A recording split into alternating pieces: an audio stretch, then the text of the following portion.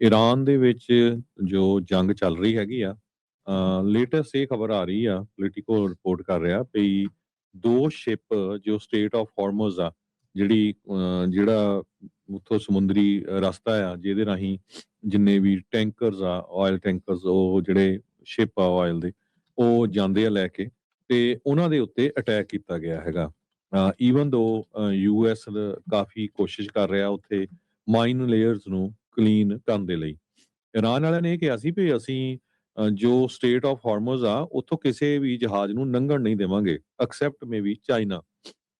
ਉਹਦੇ ਸਬੰਧ ਦੇ ਵਿੱਚ ਉਹ ਕਹਿੰਦੇ ਵੀ ਅਸੀਂ ਆਲਰੇਡੀ ਮਾਈਨਸ ਜਿਹੜੀਆਂ ਆ ਉਸ ਏਰੀਏ ਦੇ ਵਿੱਚ ਵਿਛਾ ਦਿੱਤੀਆਂ ਹੈਗੀਆਂ। ਸੋ ਜਿੰਨੇ ਦਿਨਾਂ ਤੋਂ ਜੰਗ ਚੱਲੀ ਆ, ਅੱਜ ਸ਼ਾਇਦ 12 ਦਿਨ ਹੋ ਗਏ ਆ, 12ਵਾਂ ਦਿਨ। ਤੇ ਟ੍ਰੈਫਿਕ ਟੋਟਲੀ ਉੱਥੋਂ ਬੰਦ ਹੋਇਆ ਆ, ਤੇ ਗਲੋਬਲੀ ਹਾਹਾਕਾਰ ਮਚੀ ਹੋਈ ਆ, ਖਾਸ ਕਰਕੇ ਇੰਡੀਆ ਵਰਗੇ ਮੁਲਕਾਂ ਦੇ ਵਿੱਚ ਤਾਂ ਲੋਕਾਂ ਨੂੰ ਗੈਸ ਜਿਹੜੀ ਆ ਉਹ ਨਹੀਂ ਮਿਲ ਰਹੀ। ਸੋ ਟੈਨਸ਼ਨਸ ਸਟ੍ਰੇਟ ਆਫ ਹਾਰਮਜ਼ ਦੇ ਵਿੱਚ ਬਹੁਤ ਇਸ ਵੇਲੇ ਉੱਪਰ ਹੈਗੀਆਂ ਆ, ਤੇ ਟਰੰਪ ਉਹਨਾਂ ਨੇ ਇਹ ਕਿਹਾ ਸੀ ਵੀ ਅਸੀਂ ਗਾਰਡ ਕਰਾਂਗੇ, ਪਲੱਸ ਇੰਸ਼ੋਰੈਂਸ ਵੀ ਹੈਂਡਲ ਕਰਾਂਗੇ। ਪਰ ਜਿਸ ਹਿਸਾਬ ਦੇ ਨਾਲ ਅੱਜ 2 ਸ਼ਿਪਸ ਦੇ ਉੱਤੇ ਅਟੈਕ ਕੀਤਾ ਗਿਆ ਹੈਗਾ ਆ, ਜੋ ਤੇਲ ਲੈ ਕੇ ਜਾ ਰਹੇ ਸੀ, ਸੋ ਲੱਗਦਾ ਨਹੀਂ ਇਹ ਜ਼ਿਆਦਾ ਜਿਹੜਾ ਚਿਰ ਚੱਲੂਗਾ।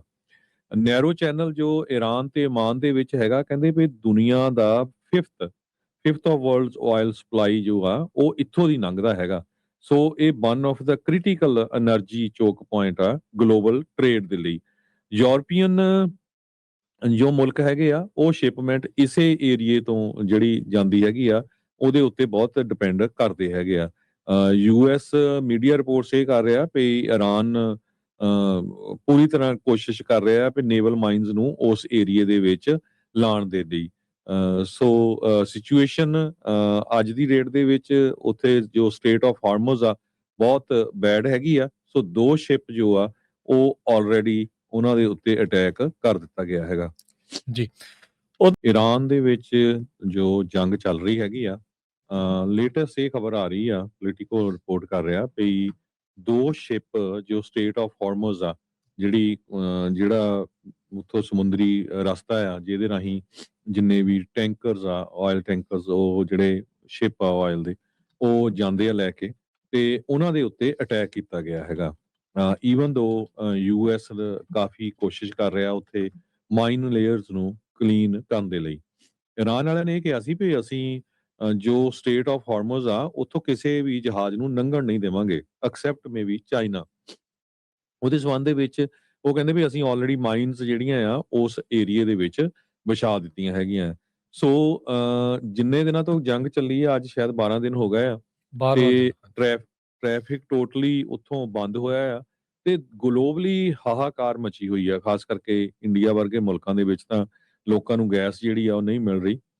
ਸੋ ਟੈਨਸ਼ਨਸ ਸਟ੍ਰੇਟ ਆਫ ਹਾਰਮਜ਼ ਦੇ ਵਿੱਚ ਬਹੁਤ ਇਸ ਵੇਲੇ ਉੱਪਰ ਹੈਗੀਆਂ ਆ, ਤੇ ਟਰੰਪ ਉਹਨਾਂ ਨੇ ਇਹ ਕਿਹਾ ਸੀ ਵੀ ਅਸੀਂ ਗਾਰਡ ਕਰਾਂਗੇ, ਪਲੱਸ ਇੰਸ਼ੋਰੈਂਸ ਵੀ ਹੈਂਡਲ ਕਰਾਂਗੇ। ਪਰ ਜਿਸ ਹਿਸਾਬ ਦੇ ਨਾਲ ਅੱਜ 2 ਸ਼ਿਪਸ ਦੇ ਉੱਤੇ ਅਟੈਕ ਕੀਤਾ ਗਿਆ ਹੈਗਾ ਆ, ਜੋ ਤੇਲ ਲੈ ਕੇ ਜਾ ਰਹੇ ਸੀ, ਸੋ ਲੱਗਦਾ ਨਹੀਂ ਇਹ ਜ਼ਿਆਦਾ ਜਿਹੜਾ ਚਿਰ ਚੱਲੂਗਾ। ਨੈਰੋ ਚੈਨਲ ਜੋ ਈਰਾਨ ਤੇ ਓਮਾਨ ਦੇ ਵਿੱਚ ਹੈਗਾ, ਕਹਿੰਦੇ ਵੀ ਦੁਨੀਆ ਦਾ fifth of world's oil supply ਜੋ ਆ ਉਹ ਇੱਥੋਂ ਦੀ ਲੰਘਦਾ ਹੈਗਾ। ਸੋ ਇਹ one of the critical energy choke point ਆ ਗਲੋਬਲ ਟ੍ਰੇਡ ਦੇ ਲਈ। ਯੂਰਪੀਅਨ ਜੋ ਮੁਲਕ ਹੈਗੇ ਆ, ਉਹ ਸ਼ਿਪਮੈਂਟ ਇਸੇ ਏਰੀਏ ਤੋਂ ਜਿਹੜੀ ਜਾਂਦੀ ਹੈਗੀ ਆ ਉਹਦੇ ਉੱਤੇ ਬਹੁਤ ਡਿਪੈਂਡ ਕਰਦੇ ਹੈਗੇ ਆ। ਯੂਐਸ ਮੀਡੀਆ ਰਿਪੋਰਟਸ ਇਹ ਕਰ ਰਿਹਾ ਵੀ ਈਰਾਨ ਪੂਰੀ ਤਰ੍ਹਾਂ ਕੋਸ਼ਿਸ਼ ਕਰ ਰਿਹਾ ਵੀ ਨੇਵਲ ਮਾਈਨਸ ਨੂੰ ਉਸ ਏਰੀਏ ਦੇ ਵਿੱਚ ਲਾਉਣ ਦੇ ਲਈ।